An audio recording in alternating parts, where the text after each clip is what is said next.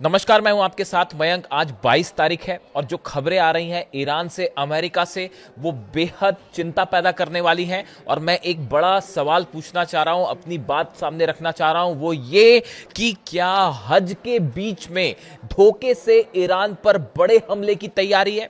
देखिए, ये वो सवाल है जो कई घटनाक्रम ऐसे हो रहे हैं जो इस ओर इशारा कर रहे हैं कि देखिए हज शुरू होने वाला है और हज के दौरान, हज के बीच में ईरान पर धोखे से बड़ा स्ट्राइक हो सकती है, बड़ा हमला हो सकता है और इसके लिए ईरान को तैयार रहना होगा। अब ये बात क्यों कही जा रही है, ये बात क्यों निकल के आ रही है, ये बड़े गौर करने वाली बात है। देखिए, मैं आपको बार बार ये बात कहता हूं कि जो चीज ऊपर से दिखाई दे रही है उसमें और जो चीज अंदर हो रही है उसमें जमीन आसमान का अंतर है। अब देखिए, ये बात आखिर आ कहां से रही है कि हज के बीच स्ट्राइक हो सकती है। देखिए, सबसे बड़ी वजह जो इस समय है चर्चा में, पहली बात तो ये हम एक उसकी बात करेंगे कि जनरल मुनीर जो हैं वो तेहरान में उनकी कई ईरान के बड़े अधिकारियों से मुलाकात हुई है। उसके बारे में मैं विस्तार से आपसे बात करूंगा, लेकिन आप उसके पहले कुछ खबरें समझने की कोशिश कीजिए। देखिए, पिछले 24 घंटे के अंदर मीडिया में किस तरह की खबरें आई। खबरें इस तरह की आ रही हैं कि डोनाल्ड ट्रंप ने हमले का प्लान टाल दिया है, इस तरह की खबर आई। फिर उसके बाद खबर यह आती है कि नेतन्याहू और ट्रंप के बीच में फोन पर बातचीत हुई, जिसमें नेतन्याहू जो है वो ट्रंप से सख्त नाराज हुए और ट्रंप ने कहा कि अभी हमला नहीं करना चाहिए, लेकिन नेतन्याहू चाहते थे कि हमला पहले होना चाहिए। अब दिखाने की कोशिश क्या हो रही है ये समझिए जरा, आप खुद सोच के देखिए कि डोनाल्ड ट्रंप की नेतन्याहू से फोन पर बातचीत हो और इस बारे में खबरें मीडिया में बाहर कैसे आ सकती है। अमेरिका के राष्ट्रपति की इजराइल के प्रधानमंत्री से ईरान को हमले को लेकर खुफिया बात होती है और यह मीडिया में लीक हो जाती है और उसमें यह बता दिया जाता है कि डोनाल्ड ट्रंप ने कहा है कि अभी हमला नहीं करते हैं और नेतन्याहू इस बात को लेकर डोनाल्ड ट्रंप से नाराज भी हो गए। क्या ऐसा हो सकता है वाकई? और ये बात मीडिया में लीक क्यों है? आप देखिए, समझिए इस बात को कि दिखाने की कोशिश क्या हो रही है। जबकि जो तैयारियां कह रही हैं, एक बड़े हमले की तैयारी में इजराइल भी तैयार है और अमेरिका भी तैयार है। कम से कम 20 से 25 जेट्स पिछले 48 घंटे के अंदर बेन गुरियन एयरपोर्ट पर लैंड हो चुके हैं और वो सब के सब रिफ्यूलिंग जेट्स हैं, F-35 फाइटर जेट्स हैं और तरह तरह के हथियारों के साथ वो रेडी है अमेरिका के इजराइल के एयरपोर्ट पर हमला करने के लिए। यानी बड़ी कोशिश है इस तरह की ये दिखाने की कि शायद अब बातचीत आगे हो या इस तरह की बातें आगे हो, लेकिन असली तैयारी कुछ और कहती है। इसके अलावा देखिए, एक बड़ा खबरें ये भी है कि अगले 3 से 4 दिनों में आप नोटिस करिएगा इस बात को, ईरान में अलग अलग जगह से एक बार फिर हिंसा की खबरें आ सकती हैं, प्रदर्शन की खबरें आ सकती हैं। उसकी वजह है CIA ने और मोसाद ने एक बार फिर ईरान में प्रदर्शन करने, हिंसा करने की तैयारी नहीं बल्कि शुरू कर दिया उसे। और कोशिश यह है कि एक बार फिर ईरान में असंतोष फैलाया जाए, लोगों को प्रदर्शन करने के लिए उकसाया जाए। इस तरह की खबरें आप नजर रखिएगा, अगले 2 से 3 दिन के अंदर आपको दिखाई सुनाई पड़ेगी कि ईरान में फला जगह प्रदर्शन हुआ, ईरान में फला जगह हिंसा हुई। इस तरह की खबरें आने लगेंगी, क्योंकि अगर आप सीधा स्ट्राइक करते हैं, ईरान ने अपने आप को बड़ा तेजी से मजबूत किया है। जो रिपोर्ट्स कह रही हैं, खुफिया रिपोर्ट्स कह रही हैं, ये जो सीज फायर का टाइम था, इसमें ईरान ने अपने आप को हर स्तर पर तेजी से मजबूत कर लिया है। तो अब सीधा एक बार फिर कोशिश हो रही है कि वो जो प्रदर्शन का दौर जनवरी में हुआ था उसी तरह से फिर से किया जाए और अमेरिका और इजराइल इस काम में लग गए।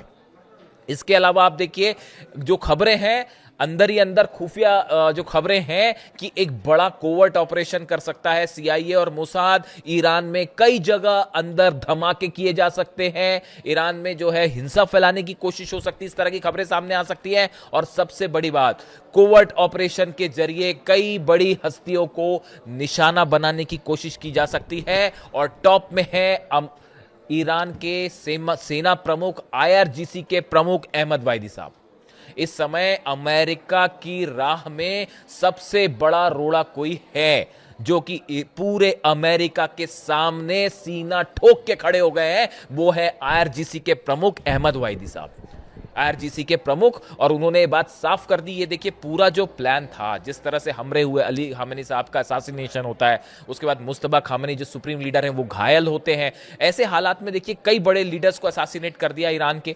इन सूरत में जो कमान संभाली वो संभाली सेना प्रमुख ने, आईआरजीसी चीफ ने, अहमद वाहिदी साहब ने, और उन्होंने ये सीज फायर के टाइम पे हर स्तर पर ईरान को एक मजबूत किले में परिवर्तित कर दिया है। हॉर्मूज से लेकर तेहरान के आसमान से लेकर तेहरान की जमीन से लेकर ईरान के बॉर्डर्स को लेकर मिसाइल्स को लेकर अब ईरान इतना ज्यादा एग्रेसिव है।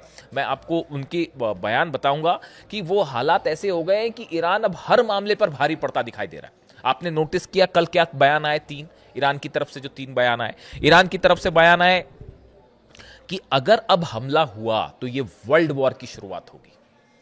यह ईरान की सेना की तरफ से बयान आया है कि अगर अब की बार ट्रंप ने हमला किया तो यह वर्ल्ड वॉर की शुरुआत होगी। अब ईरान ने यह बात क्यों कही?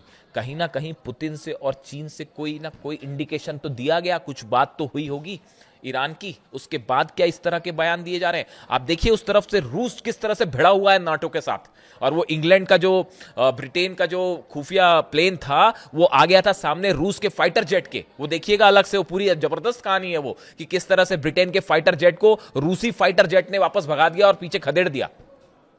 और फ्रांस की जो न्यूक्लियर तैयारी चल रही है डिफेंस की, वो और रूस जो है आमने सामने है। पुतिन ने न्यूक्लियर एक्सरसाइज शुरू कर दी कि अगर न्यूक्लियर हमला होता है तो क्या किया जाए, उसके लिए मिसाइल्स जो है वो तैयार कर ली गई हैं, कैसे अपलोड होगा, हर चीज की तैयारी है। तो वो नेटो के साथ अपना तनाव चरम पर है, और ऐसे समय में ईरान ये कह रहा है कि अगर हमला किया तो वर्ल्ड वॉर होगा। समझिए इशारों को।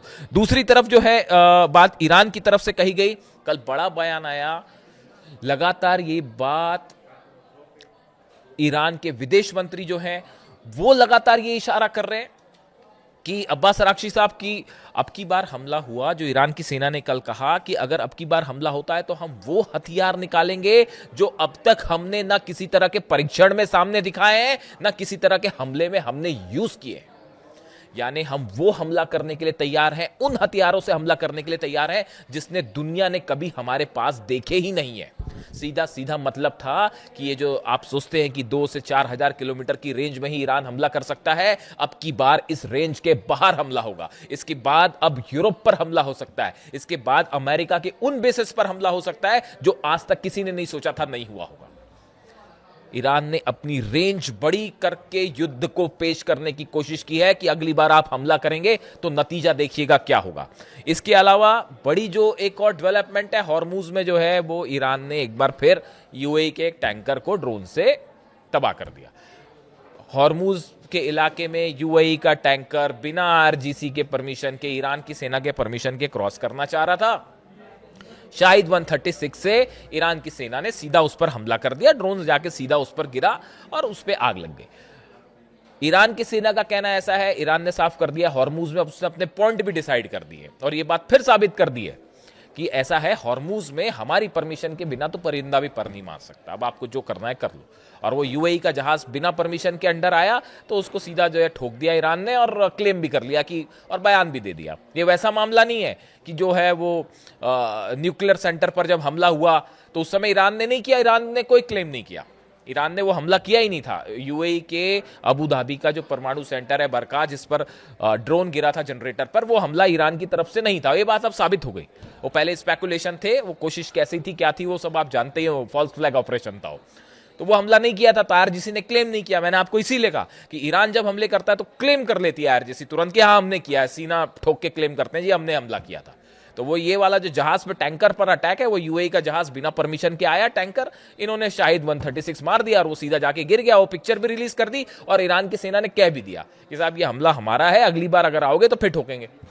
तो वो साफ बोलने को तैयार है। यानी हॉर्मूज में भी इसने साबित कर दिया। कल अकबरजादे साहब का बयान है, आपने सुना ही होगा, उन्होंने कह दिया कि पूरी तरह से अमेरिका फेल हो गया हॉर्मूज को खुलवाने में, और अमेरिका अब तक ये समझ ही नहीं पाया कि ईरान की असली ताकत क्या है, और ईरान को समझ ही नहीं पाया अमेरिका। तो कुछ हद तक वो इस बात को सही भी कह रहे थे। यानी आप देखिए ईरान का जो अप्रोच है वो बहुत ज्यादा एग्रेसिव हो गया है पिछले चंद दिनों के अंदर, और खास तौर पर पुतिन और जिनपिंग की मुलाकात के बाद। और बड़ी खबर, अब देखिए ये जो खबर है जिसको लेकर तमाम चर्चाएं हैं कि पाकिस्तान के सेना प्रमुख तेहरान में उन्होंने कई ईरान के अधिकारियों से मुलाकात की है, ईरान के तमाम नेताओं से मुलाकात की है। देखिए खबर इस तरह से थी, कतर ने एक प्रस्ताव तैयार किया जिसमें इनिशिएट उसको कतर ने ही किया, कतर की तरफ से प्रस्ताव तैयार हुआ, उसमें अमेरिका की शर्तों को भी रखा गया, ईरान की शर्तों को भी रख के कुछ सहमति की कोशिश की गई। देखिए अरब के जितने देश हैं वो इस बात को अब समझ चुके हैं अच्छे से कि साहब ये जो है ईरान पर हमला करने का कोई मतलब है नहीं। अमेरिका तो दूर बैठा हुआ है, ट्रंप उधर दूर बैठे हुए हैं, तो उनकी मेनलैंड पे तो हमला हो नहीं रहा है। इसराइल का जो होगा सो होगा, वो नेतन्याहू अलग जाने, लेकिन एक बात तय है कि इनके बीच में पिसेंगे अरब देश, क्योंकि सब जगह ठिकाने हैं। और उसके बाद अब की बार जो ईरान ऐसा हमला करेगा जो पिछली बार से और भयानक हमला होगा, और उसके बाद कम से कम 50 साल के लिए जितने अरेबियन कंट्रीज हैं उन सब की इकोनॉमी पीछे हो जाएगी। इसमें किसी को कोई कंफ्यूजन नहीं होना चाहिए। तो ना मोहम्मद बिन सलमान चाह रहे कि हमला होए, ना कतर चाह रहा हमला होए। अब तो यूएई की तरफ से भी इस तरह की खबरें हैं कि यार हम नहीं चाह रहे हमला हो, और ना फालतू जो है वो दुबई और अबू धाबी हमारे जलेंगे, वो अलग होगा। तो ये अरब देशों को ये बात समझ आ चुकी है कि अब इनसे पंगा लेना ठीक नहीं है, और ईरान का मूड अब बिल्कुल सही नहीं है।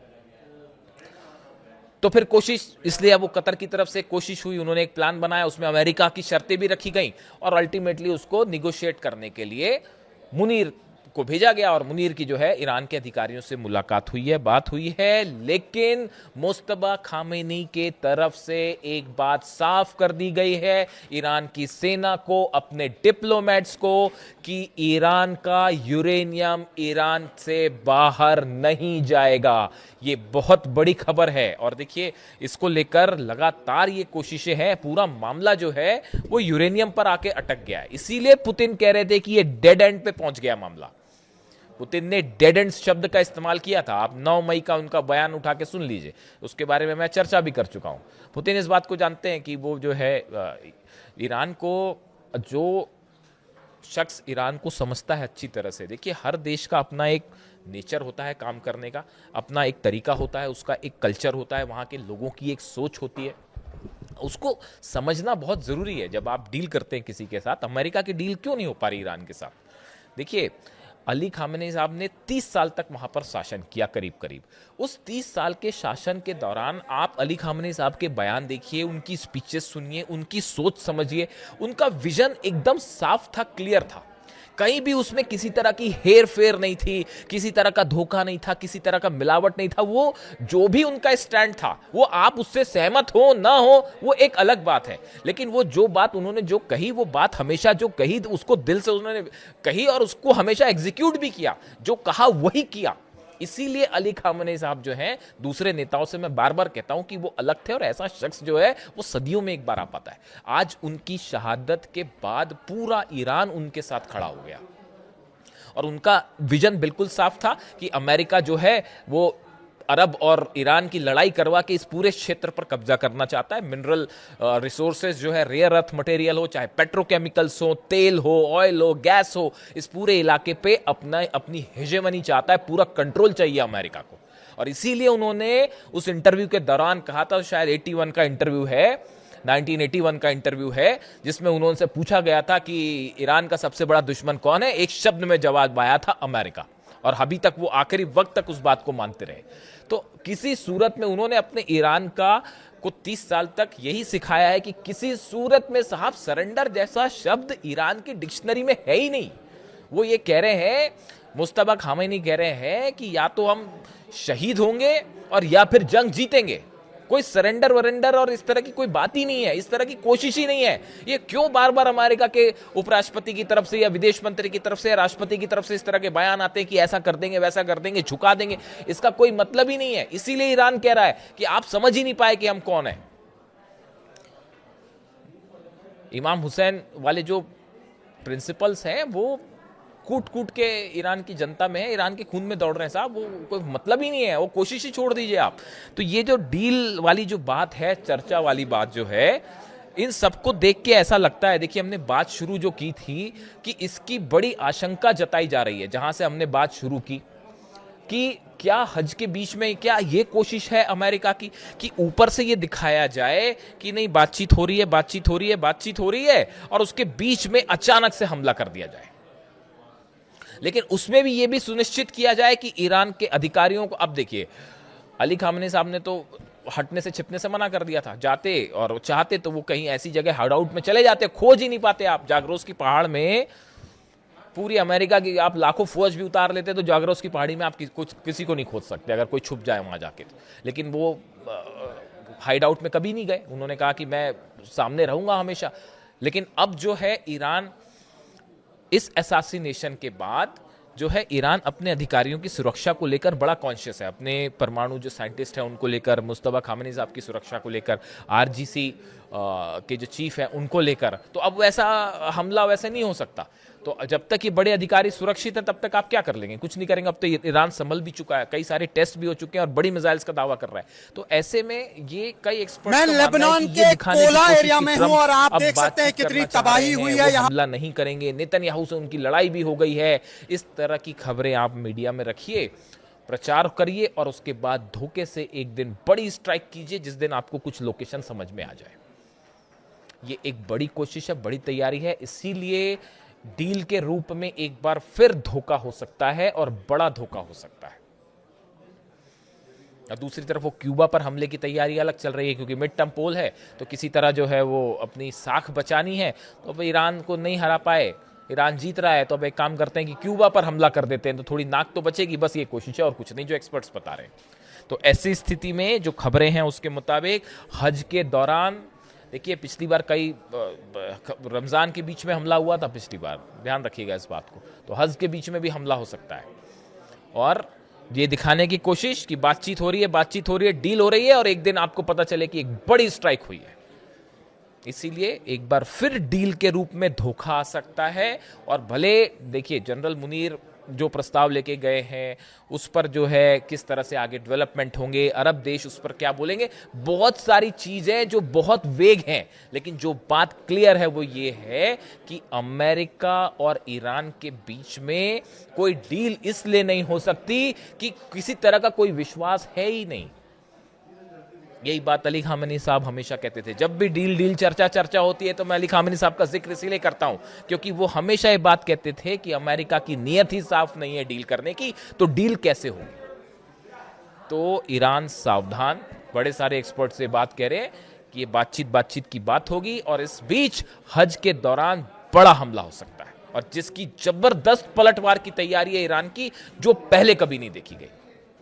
वीडियो कैसा लगा कमेंट करके जरूर बताइए, अपनी राय रखिए, मैं आपके सारे कमेंट्स पढ़ता हूं। Thank you so much.